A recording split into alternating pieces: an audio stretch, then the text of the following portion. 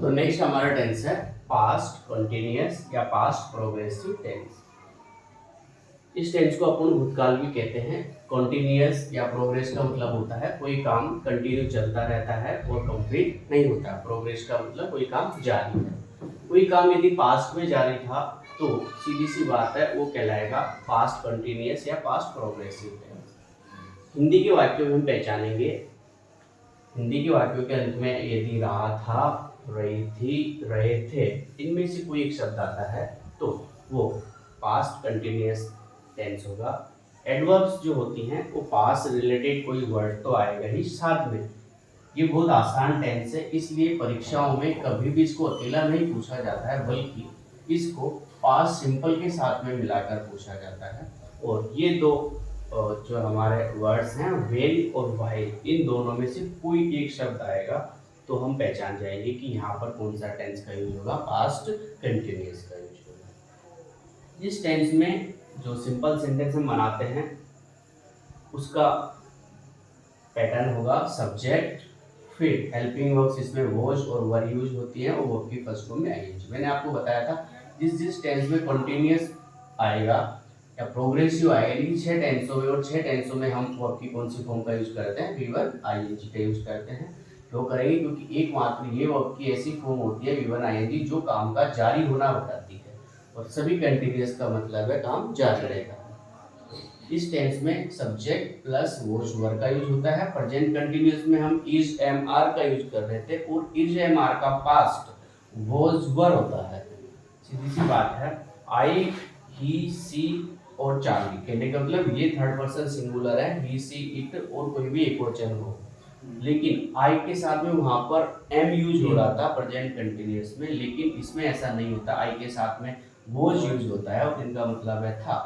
Was का मतलब, वर का मतलब है थे, यानी कि ये बहुवचन के साथ में यूज होगा और ये एक वचन के साथ में वॉज यूज होगा। तो देखिए, आई वॉज गोइंग, मैं जा रहा था। आई वॉज टीचिंग, मैं पढ़ा रहा था। आई वॉज ड्राइविंग, मैं कार चला रहा था। आई वॉज कमिंग, मैं आ रहा था। आई वॉज प्लेइंग, मैं खेल रहा था। आई वॉज स्लीपिंग, मैं सो रहा था। आई वॉज कुकिंग, मैं बना रहा था। आई वॉज सिंगिंग, मैं गा रहा था।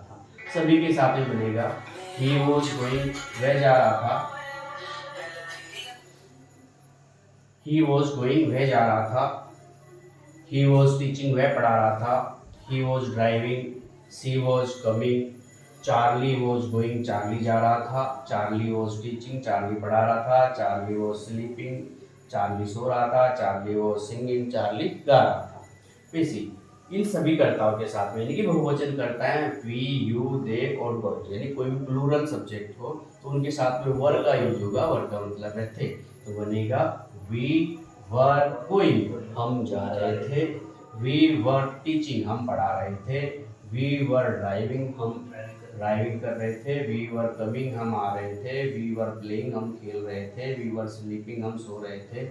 यू वर कुकिंग, तुम खाना बना रहे थे। यू वर सिंगिंग, तुम गा रहे थे। दे वर स्लीपिंग, वे सो रहे थे। बॉयज वर प्लेइंग, लड़के खेल रहे थे। यानी कि आई, ही, सी और थर्ड पर्सन सिंगुलर के साथ में वॉज प्लस वर्ब की फर्स्ट फॉर्म में आईएनजी। वी, यू, दे और बहुवचन के साथ में वर, जिनके साथ में हम आर लगा रहे थे उनके साथ में यहाँ पर वर लगेगा।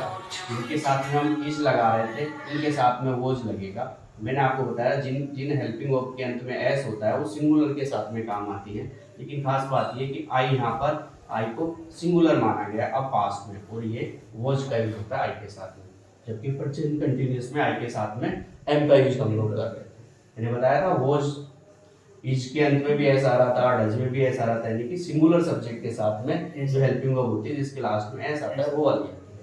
तो ये मान रहे हैं क्लियर है। यदि हम बात करें नेगेटिव सेंटेंस की तो इसमें इजी है, कोई कुछ ज़्यादा दिक्कतें नहीं है। जिन जिन कर्ताओं के साथ में हम वॉज लगा रहे हैं हेल्पिंग वर्ब के बाद में नोट आ जाएगा। जिन जिन सब्जेक्ट के साथ हम लोग वर लगा रहे हैं बस नोट जुड़ जाएगा। आई वॉज नॉट गोइंग, मैं नहीं जा रहा था। आई वॉज नॉट टीचिंग, मैं नहीं पढ़ा रहा था। आई वॉज नॉट ड्राइविंग, मैं नहीं चला रहा था। आई वॉज नॉट कमिंग, मैं नहीं आ रहा था। वी वर नॉट, यानी इन सब के साथ में वर नॉट, इन सब के साथ में वॉज नॉट। अब पूछा कैसे जाता है, यदि हम इंट्रोगेटिव बनाएंगे वो स्टार्टिंग में आ जाएगा, वर स्टार्टिंग में आ जाएगा इन्हीं के साथ में। वर यू ड्राइविंग, क्या तुम कार चला रहे थे। वर यू कमिंग, क्या तुम आ रहे थे। वर यू स्लीपिंग, क्या तुम सो रहे थे। वॉज ही गोइंग, क्या वह जा रहा था। वॉज सी टीचिंग, क्या वह पढ़ा रही थी। इस तरीके से इन्हें जो कहा इस टेंस में जब पूछा जाता है एग्जाम में, तो वो मैंने अभी बताया था पास्ट सिंपल को मिलाकर पूछा जाता है। देखिए, I was dancing, sorry he was dancing when I saw him. He was dancing, वह नाच रहा था। व्हेन, जब। आई सॉ हिम, जब मैंने उसको देखा। ये पास्ट सिंपल टेंस है, जब मैंने उसको देखा। व्हेन आई सॉ, यहाँ पर वर्ब की सेकंड फॉर्म का यूज हुआ है। व्हेन आई सॉ हिम, जब मैंने उसको देखा। ही वॉज डांसिंग, वह नाच रहा था। यानी कि जब भी व्हेन से कोई वाक्य जुड़ेगा, व्हेन से जब दो सेंटेंस जुड़ते हैं तो एक तरफ पास्ट सिंपल आता है, जबकि एक तरफ पास्ट कंटिन्यूअस आता है। ही वॉज डांसिंग, ये तो पास्ट में मतलब हाँ, he was dancing past continuous, ये जो अपन पढ़ रहे हैं ये रहा। ही वॉज डांसिंग, ये बारिश नहीं है, लेकिन ये होगा ही वॉज डांसिंग। कब, यदि व्हेन से जुड़ेगा तो एक तरफ पास्ट सिंपल आएगा, एक तरफ पास्ट कंटिन्यूअस आएगा। लेकिन व्हाइल से जब कोई दो सेंटेंस जुड़ेंगे, व्हाइल से, तो दोनों तरफ पास्ट कंटिन्यूअस आएगा। Past continuous, past continuous. He was dancing, वह नाच रहा था। व्हाइल आई वॉज सिंगिंग, जबकि मैं गा रहा था। मैं गा रहा था जब वह नाच रहा था। जब मैं जंगल में जा रहा था, मैंने एक शेर देखा। एक तरफ है I saw a lion, past indefinite. When I was going in a forest, जब मैं जंगल में जा रहा था, पास्ट कंटिन्यूअस। मैंने एक शेर देखा, पास्ट सिंपल आ गया। ये भी कब प्रयोग होता है? हाँ, व्हेन का यदि प्रयोग होगा तो एक तरफ पास्ट कंटिन्यूअस आएगा, एक तरफ पास्ट कंटिन्यूअस है, व्हेन आया है तो दूसरी तरफ पास्ट सिंपल होगा। दूसरी तरफ पास्ट सिंपल है, व्हेन आया है तो दूसरी तरफ पास्ट कंटिन्यूअस है। लेकिन व्हाइल यदि आए, व्हाइल जुड़कर आए तो दोनों तरफ पास्ट कंटिन्यूअस। बस यही है इस टेंस में जो मैंने कहा था। ये टेंस जो है पास्ट सिंपल के साथ में मिलाकर पूछा जाता है। पास्ट सिंपल के साथ